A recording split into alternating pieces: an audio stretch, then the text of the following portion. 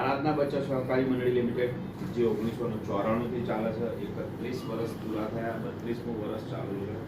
આરાધના એ એક બેન્કિંગનો પાર્ટ છે, credit society, cooperative society છે, જેમાં દર મહિને પાસિંગ બચત થતી હોય છે, જેની અંદર આજે માર્કેટની અંદર દર મહિને એસઆઈપી કરે છે, એની અંદર 4% વ્યાજ હોય છે, જ્યારે આપણે 8% વધારે વ્યાજ આપીએ છીએ. અને બચત એ જ વ્યક્તિ કરે છે જેને કાલ જરૂર છે.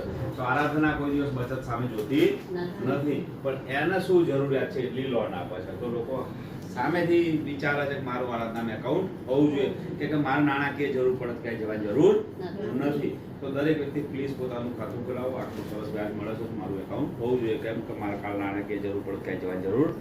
ફર્સ્ટ પોઈન્ટ આ છે. મેં ખાતું તો ખોલાવ્યું, પણ સારું છે તો હું કોઈને કહીશ, એક સારું જોઈશું તો કોઈને કહીશું.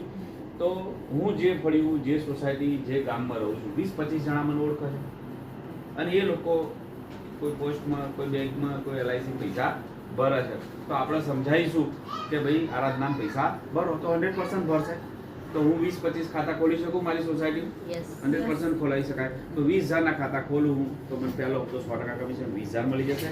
અને ખાલી દર મહિને 2,000ના નવા ખાતા ખોલું તો 20,000નું 10% રિન્યુઅલ 2,000 પ્લસ 2,000ના નવા ખાતા 4,000 અને 1,100 રૂપિયા મને દર મહિને ઇન્સેન્ટિવ 5100 રૂપિયા મળશે. આજના જમાનામાં આટલી મોંઘવારીમાં લોકો 5-7 હજારમાં નોકરી કરે છે કેમ?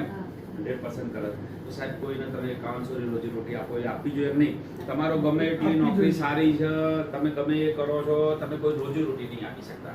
તો આરાધના કરશો તો તમે તો એક અર્નિંગ કરો છો, કોઈ રોજી રોટી આલો છો, તો આપવું જોઈએ કે નહીં? એવા 5 કરતા વધારે વ્યક્તિને કામ આપો.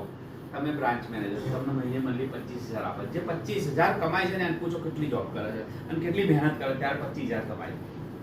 તો પ્લીઝ તમારી પીઠ લઈ લો, તમારું 20,000 કરો, 5 પ્લસ એજન્ટ મૂકો, 25,000ની તમે ઘરે બેઠા કરી શકો છો. આરાધના કોન્સેપ્ટ એવો છે, ઘરની બહાર નહીં જવાનું, સોસાયટીની બહાર નહીં જવાનું, એમ નામ આરાધના.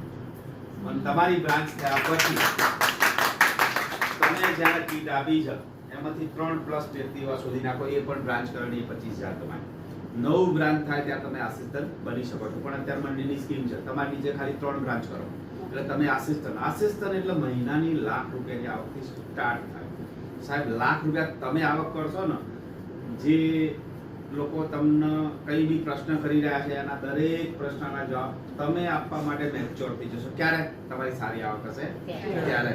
અને આરાધના તમારી જે જમા રકમ છે એનાથી તમને વધારે જ આલે છે, તો આનાથી સિક્યોરિટી વધારે ક્યાંય છે નહીં. તો પ્લીઝ દરેક વ્યક્તિ પોતાનું વર્ક કરો અને સારી રીતે કામ કરો. તું આવી જા અહીંયા.